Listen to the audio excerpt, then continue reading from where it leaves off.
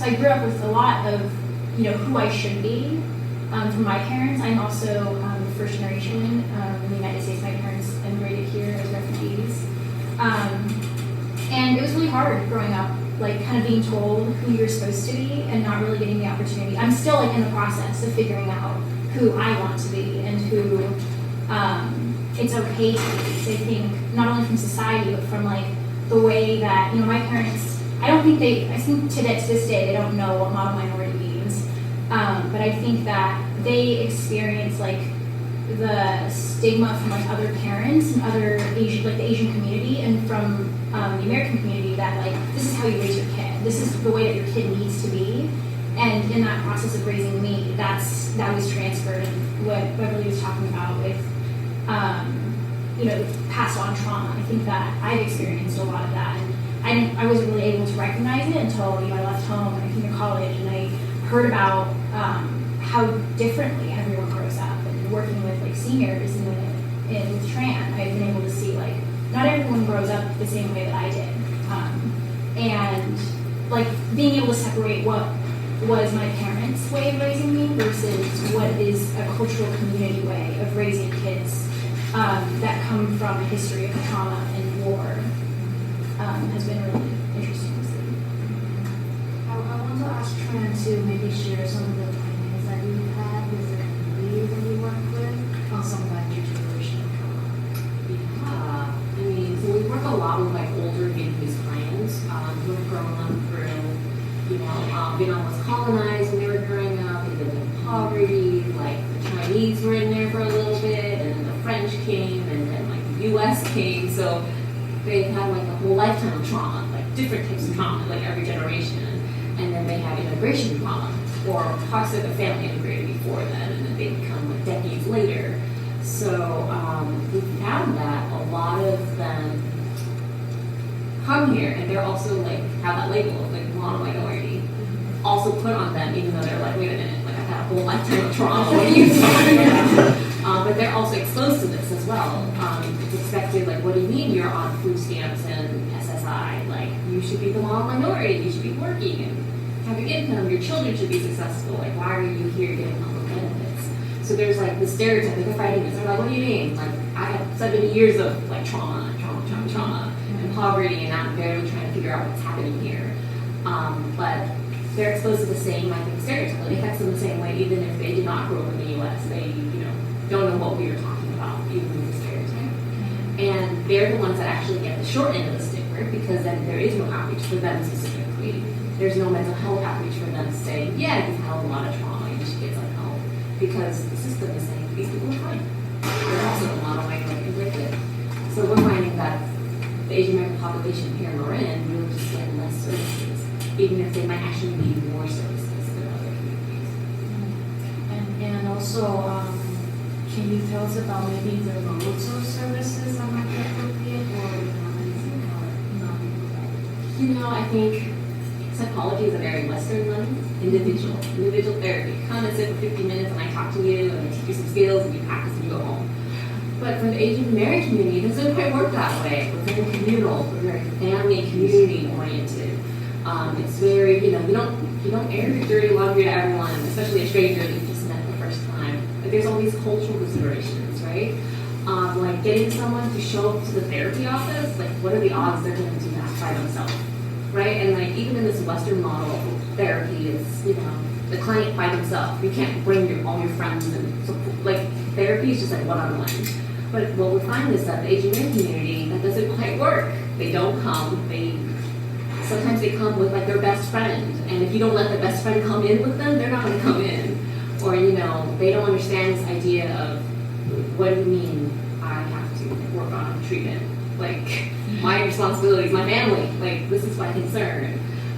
So there's a way in which the model needs to be more like kind of focus on the community, focus on the family, focus on what the clients value, what they want out of it. Like maybe it's to work on mental health so that they can better support their family versus reducing depression, right? Which is a way in which Western people would conceptualize it. Let's reduce your symptoms.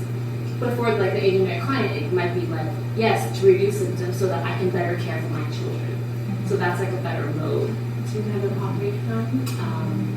So yeah, we find that community outreach is actually the best way to get people help.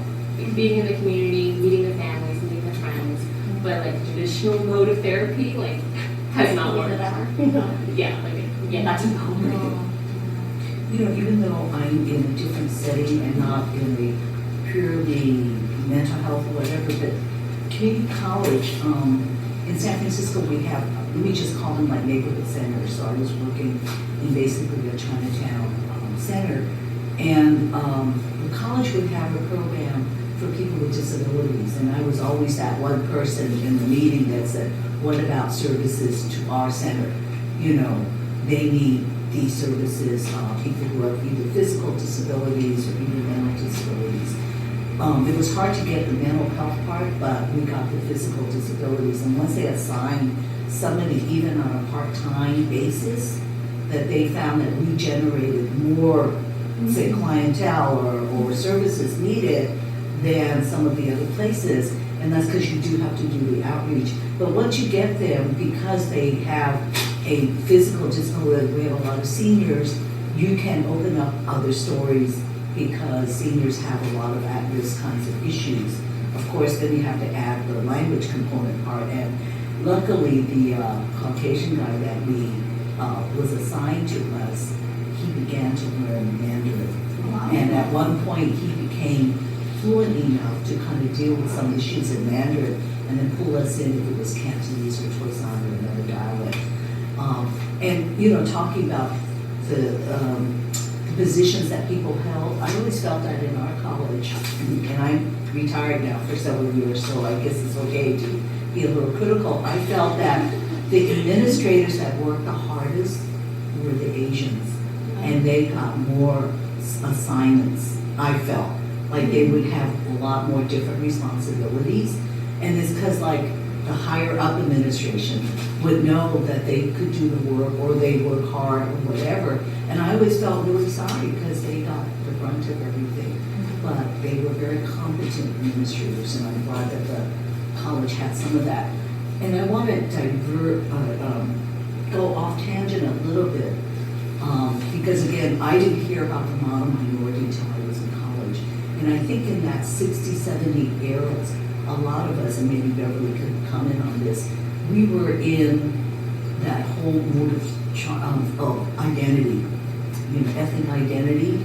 And so individually, I know I was sort of searching out, you know, not just my roots, but who I was, you know, being, you know, Chinese American, being basically an immigrant when I was like 3 years old coming in. I mean, I felt a lot of differences between me and my you know, Chinese classmates and people that I knew. But I also was in an exciting era. I mean, it was civil rights time, but it was also a time of evolution.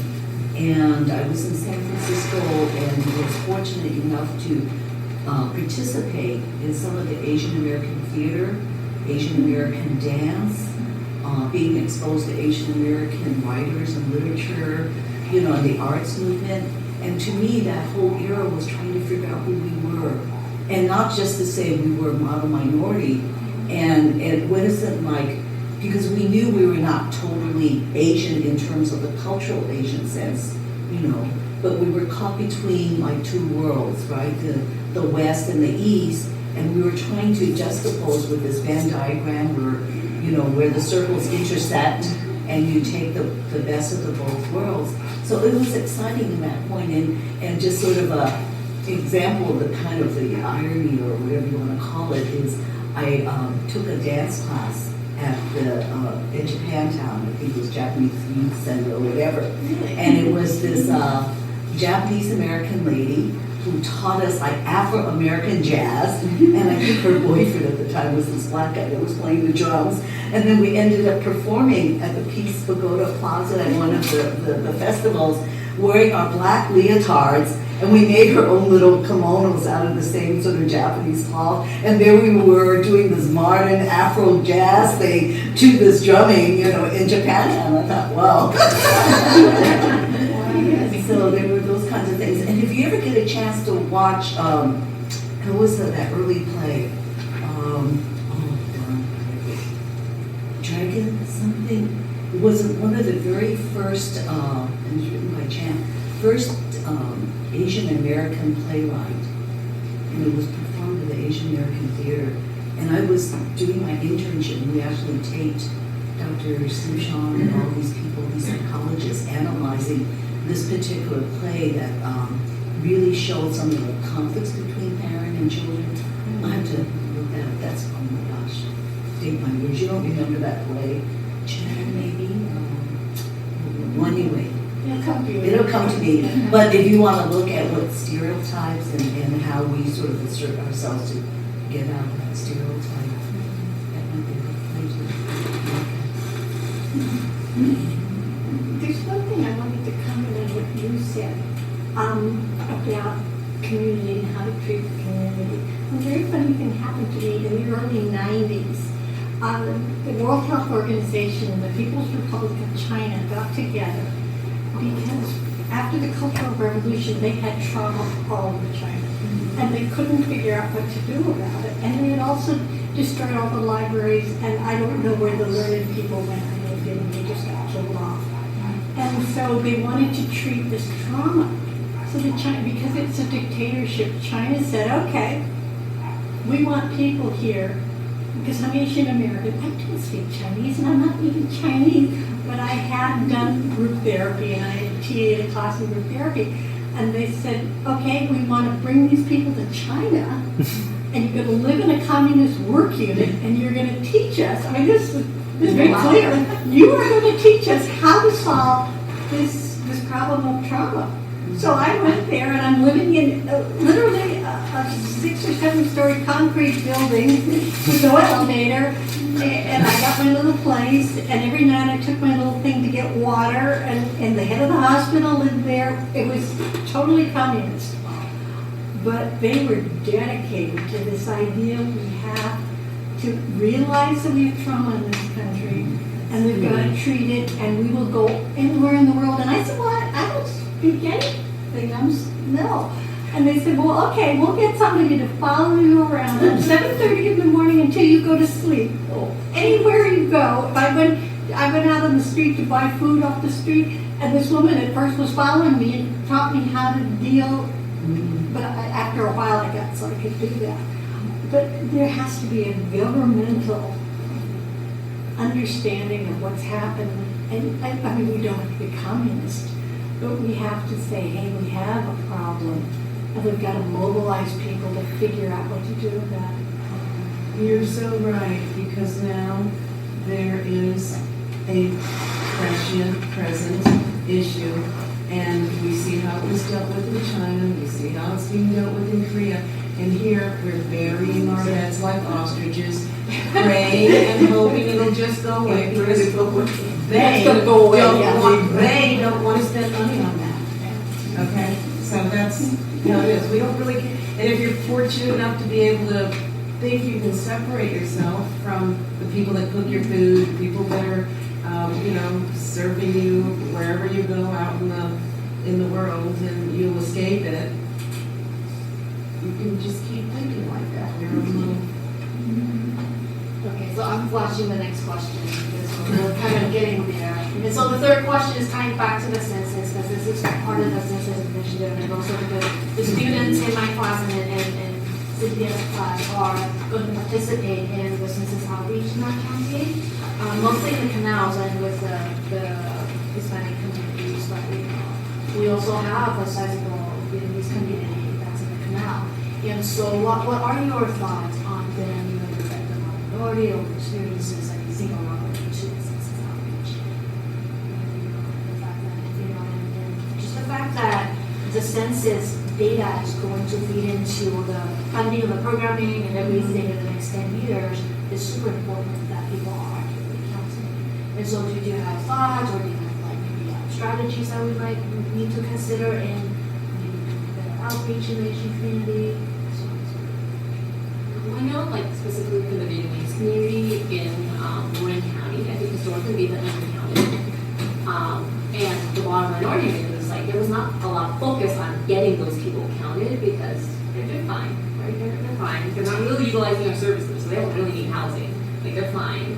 So I think the push has really been to educate people on the model minority myth. It's like, actually, no, like, the Asian Americans are really not doing well. Certain pockets might do well, but not everyone is a model minority. And some people, a lot of them actually live in poverty. A lot of them are homeless, they live in the homeless shelter system. So it's important for us to outreach. And I think this round, what we've been better at is we've been more out in the community for the census, where I've actually talked to BDC people. They're like, I already got the census flyer. Like, the fact that I read it to them, they're like, I already know about it. Someone told me already. And I feel like that's a big improvement from 10 years ago, where I heard that people were like, what is it? Why are people knocking on my door?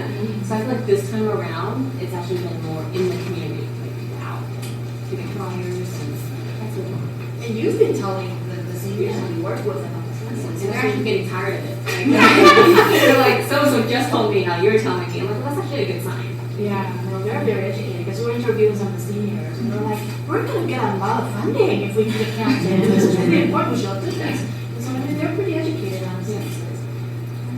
The Korean community is doing it, recently there's one girl and one lady. She's gonna do Korean churches, Ah, in Korean, so that's it. So that's, when we saying it to them, they find that's somebody saying. So all the Korean churches in the area, there's 3 that they're going to want. I think the thing that we have to remember is there are undocumented Asians. Because we always think undocumented are the Latinos that cross the border. But we have a lot of Asians that have overstayed visas. And they may not be counted, and they really should be, because some of them have been here a long time. And we have a lot of Canadian Asians who are also here, and maybe not. I was going to mention the same thing because actually the very first training program that I think, when it started in California, it was because of an Asian student at City College. So there are undocumented Asian students, and they're probably still, just like the Latina population and the others who are undocumented, they're going to be afraid to come out because somewhere I heard, and I hope I heard wrong, that this guy in the White House wanted to take away citizenship from people who were naturalized, right? They want to add So, that in. yeah, and I was naturalized. So, but I don't think it's gonna happen, but yeah, there's just a lot of scare, so it makes you want to go in and hide somewhere. So I think that we are going to realize some undercount because there are gonna be a lot of people, especially under this administration, that are not going to come in. And those are the people who deserve. I think there's a lot of validity to that apprehension as well, because look at what happened when under the Obama, they started the DACA and they promised, you will be safe. All of those people registered are now in jeopardy because of the occupiers. And who knows, even though they're not supposed to ask on the census, who knows who's going to be sharing that info with who? It's anxiety, really. It really is. Because you're not safe. There's no guarantees that you're safe. Trying to have a sense of about the percentage of people who are documented in the county.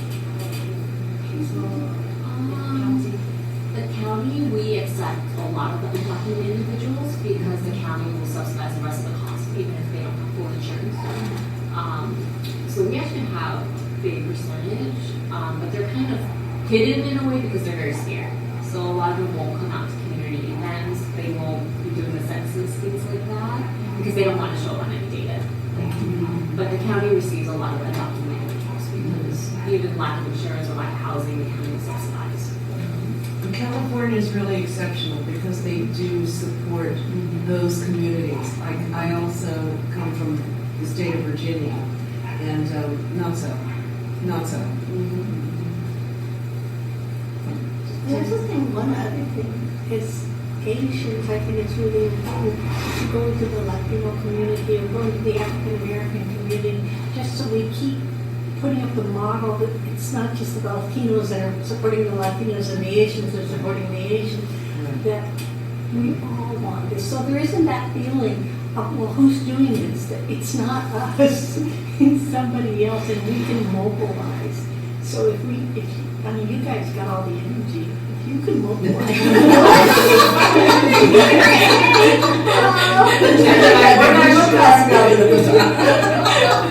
Yeah. We created all the problems, but we need you to fix it. Yeah, you gotta solve them. We're doing census outreach, so you all sign up for a shift. This is good. It's a good start. But this is precisely why we want you to have that experience.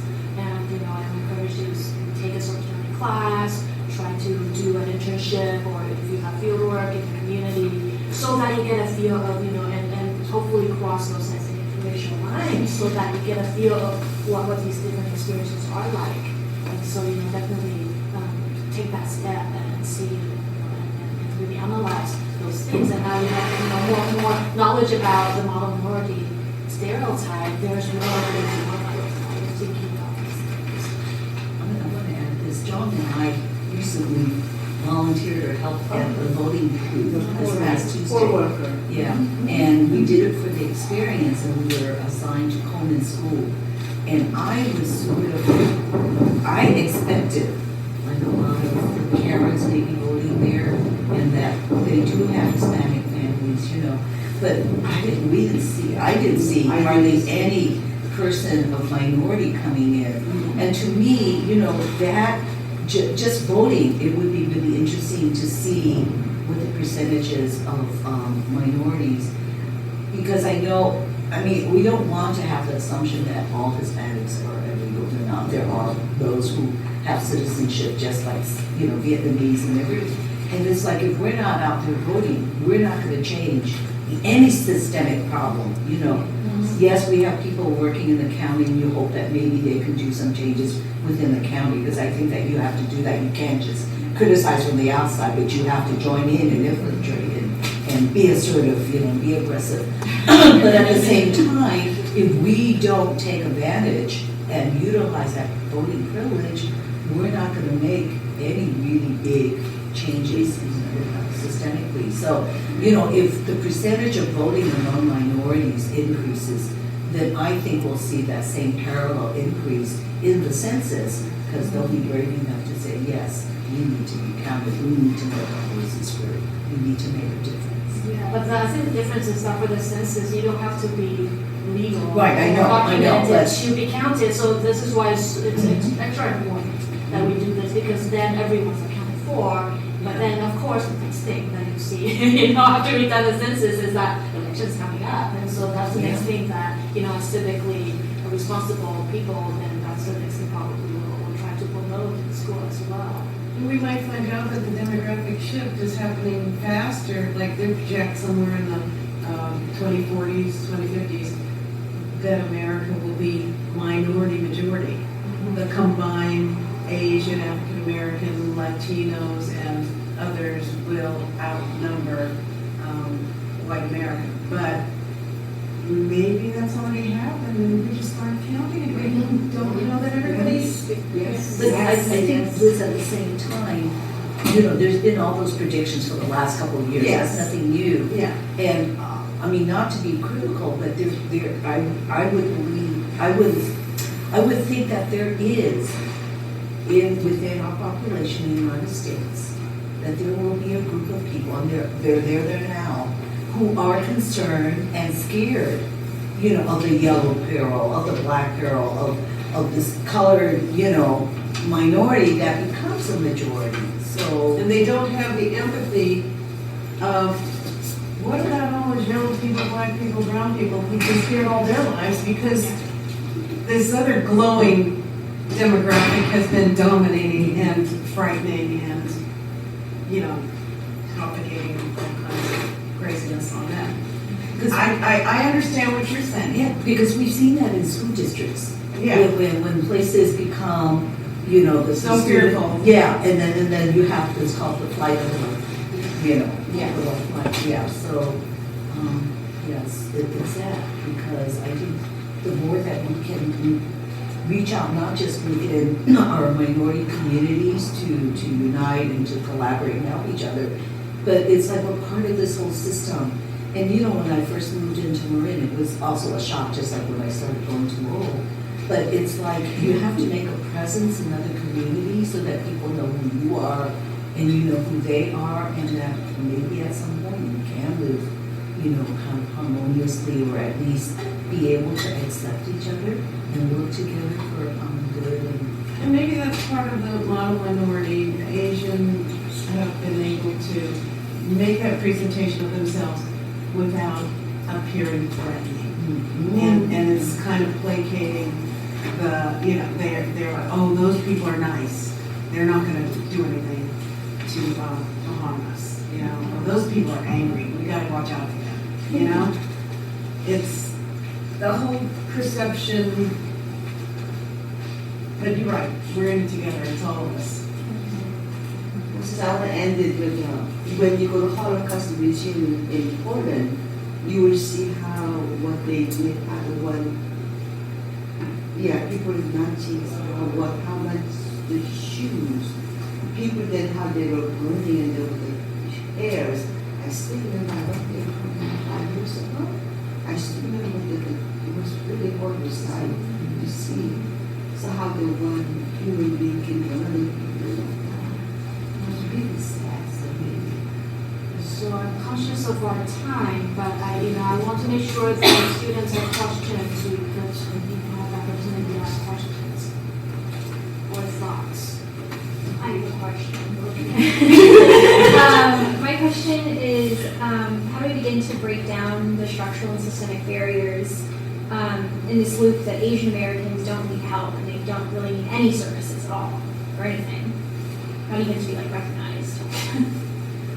How do we begin to just, I don't know, it feels kind of like at each level that you try to move up, you know, to advancing this community and showing people like we're important, we need things too, just like everyone else, that there are, people continue to say, no, we don't need anything, you're okay, you know, even when we try to show proof or show that in any way that we are in need. What are your suggestions?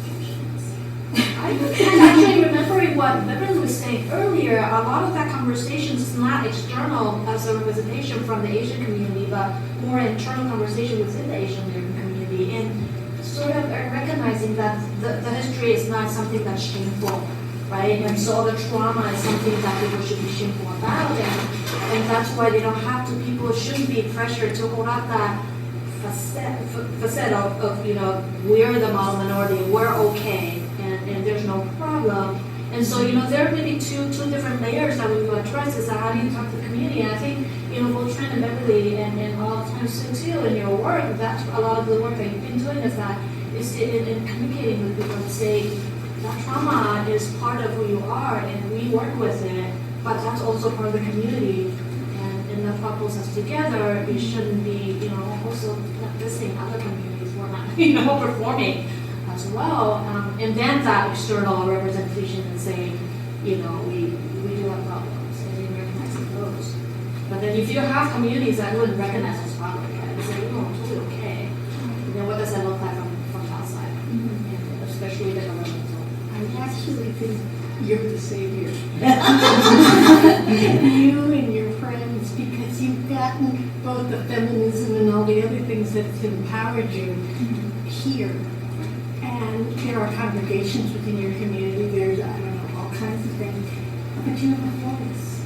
And you span both. You know America well enough, and you know communities, and you're willing to say, yeah, hey, we've got needs. So I think it's you. But, you know, I think it's you and the strength in numbers. Yeah. I can only look at Chinatown as like a case example, because I grew up in Chinatown, and in the 60s when all of the civil rights stuff was going on, and then there was also money, the war on poverty, that in Chinatown, you know, groups got together and say, we need that, our share of that money on the war on poverty. You know, we deserve that. And so people got together and fought and requested, applied, and set up all sorts of grassroots organizations. And one of the most powerful ones that's still around, I would say, would be CAA, which is Chinese for Affirmative Action. And with that agency, they continue to fight for civil rights for not just the Chinese, but for Asians and all minorities. if you ever see that very lengthy, the Chinese Exclusion Act, one of the things that I got out from there really important was that the Chinese was able to make an inroad, even though we might think it's very insignificant, but they kept bringing cases. They used the judicial court. They sued, and they had a number of cases that went up all the way to the Supreme Court, and a number of them actually got through. One of the most recent ones would be the Lau versus Nichols case, which, I don't want to go into the whole thing, but we have Lucinda Lee Katz, who was the teacher of the student Lau, and her family sued because they said, our child is not getting an education because they can't understand the English. We need to have, something that will support them to learn. And out of that came out bilingual education. But it wasn't just bilingual education. It had ramifications in the hospitals and the police force and every social service agency that unless you have bilingual services to your population and specific clientele, they're not going to get the equal kinds of services. So I think it's time, well not time, but to look at what communities can do. Next Generation Scholars would be an example of the last week thing, agency that happened here in Marin 18 years ago, whatever, and it's still around, and is giving voices to students who have a hard time, getting the kind of education. Yeah. So, it takes a lot of work to kind of organize that. But if you see organizations existing, you can, add strength to that. So that would be my feedback here. So I think one of my thoughts is, the model minority myth kind of make Asian American kind of like invisible. A lot of data have done, about the different minority group, that about, the African American, the Latino, but when I read about these articles, they never really mention about the Asian people. They just kind of like forget it. We're not even a minority group, or we're not even a majority group. We're just not there. Basically, we're just invisible. We're just like, wait, what happened to us? Where are we? Like, I see the white people are there, the Latino or the African American, but I don't see the Asian. There's just no data or census or anything about it. It's just kind of scary. One of the things when you're talking about Chinatown, Rare Fong is still working in He's retiring, Oh, he's retiring, yes. There Yeah, forever. Reverend Long Fong, I grew up with his family. Yeah. One thing we have to do is not live the model minority. We can't go to college, make a lot of money, and move away and forget about Chinatown.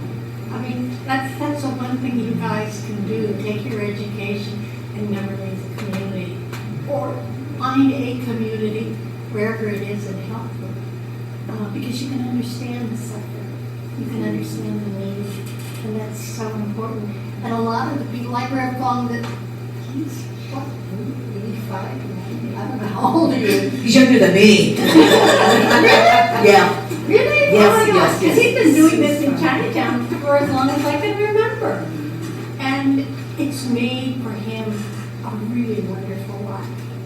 And it's not the possessions you have, the car you drive, it's what you did for everybody around you, and how much compassion you had for the community. It's going to really make you happy. Any last question, comments? Panelists, do you have something that you want to leave us with, think about? I think with this next generation, what's exciting is I feel like you're in the position of power to call out some of these things. And I think with this generation is really about not accepting it. If you hear the model minority, and if you hear something, it's okay to say, hey, I don't think you're right. And even if you just drop it there. And I think that's something that my generation struggled with. Like, we couldn't just verbalize, like, hey, that didn't sound right. Because there really wasn't enough support for us. But I feel like with this next generation, it's really about Or the language. the language. And this is what we're working on in, a lot of our social justice and social justice related courses is that we're bringing the language to try to articulate some of the suffering, the different dynamics. And so, I mean, I've learned from teaching these classes even just, what those languages are to call things out. Right. Because I used to just get the equity and I get the language for it. And so you're of the generation where you have several generations before us that's been building on that vocabulary to talk about those dynamics and the inequity and the kind of suffering that people experience. And so do pay attention, guys, and really think about the tools that you get for the analysis, because a lot of us didn't have that in our lifetimes, and that's pretty new. And so do utilize that and empower yourself with it. And that'd be really important. Yeah, but like, same time that I think that law and politics, we live in the societies, we cannot leave out the politicians. So you have to work with the politicians in order to change anything. Like Fred kind of wants to do the individual again with the terminology. So you have to work Or with be the politicians. politician. Yeah, I mean, yes. And that is very important that if you believe in something, you have to participate in the politics of this country to change anything. Because a stroke of pen, one pen on one guy, the rest of people just get so many.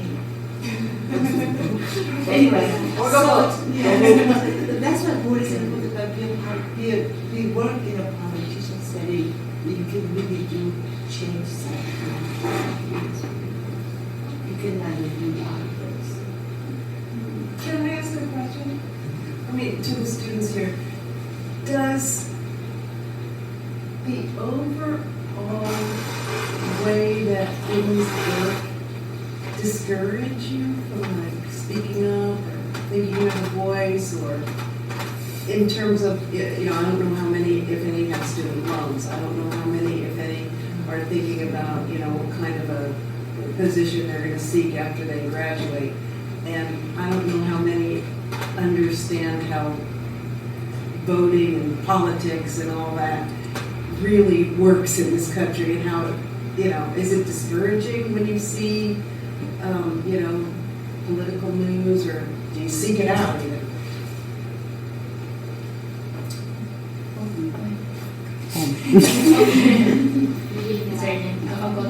Yeah, Okay. well, maybe Marissa go first, because I know stop. Okay. In high school, I did a little bit of youth advocacy work, so we got to learn about policies and pushing for measures and different things like that.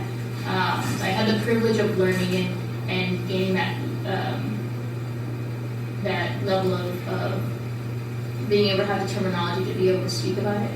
I think at times it can feel discouraging, because when you do that level kind of work, it's always a long game. So like if any of us do want to make change, especially structural change, it's so long term. But like if we do so early, especially at where we're at now, we may even get to see it. But in terms of like when it comes to, at least for me, I'm a big believer in wanting to be a part of the decision making table. Everything that she had said about going out and voting and things like that, like that's our way of being a part of the decision making table.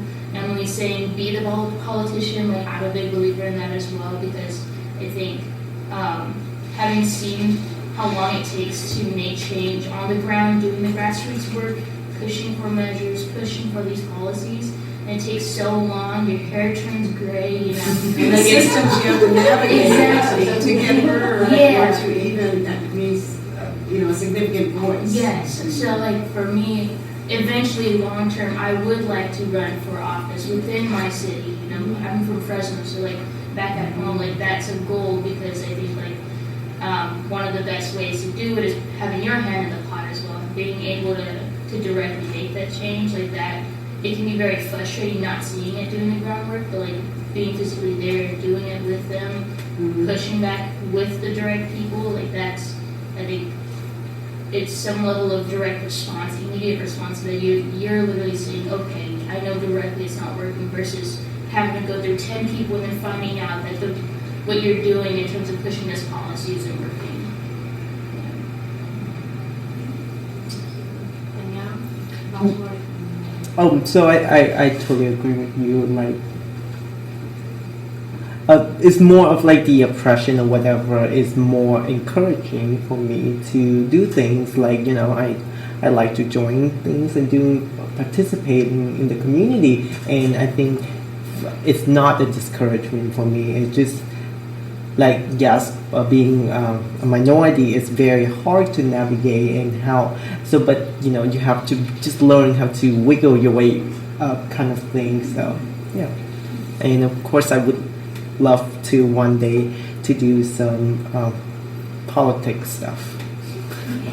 Actually, there is a way you can do it almost now. One of our students in our program lived on Lincoln Avenue, right? And she's African American, and we sent her to Georgetown on full financial aid. She volunteered to work in Nancy Pelosi's office. And Nancy Pelosi, I mean, she really means what she says, even though she's not a very good speaker.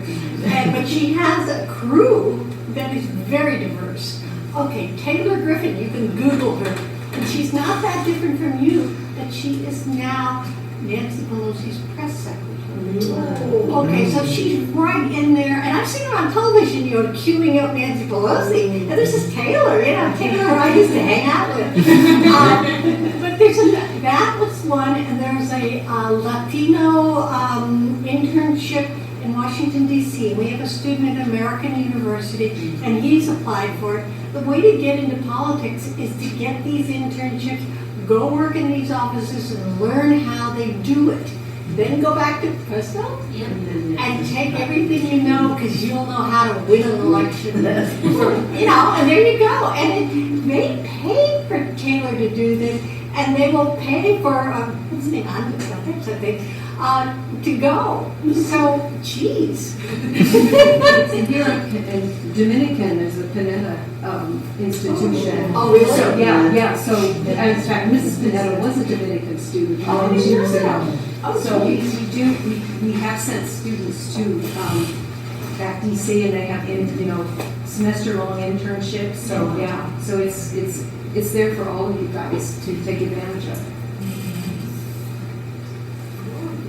Thank you all, and thank you. Pamela's and also people who planted and not planted the seeds we spoke about. Thank you for a great session, and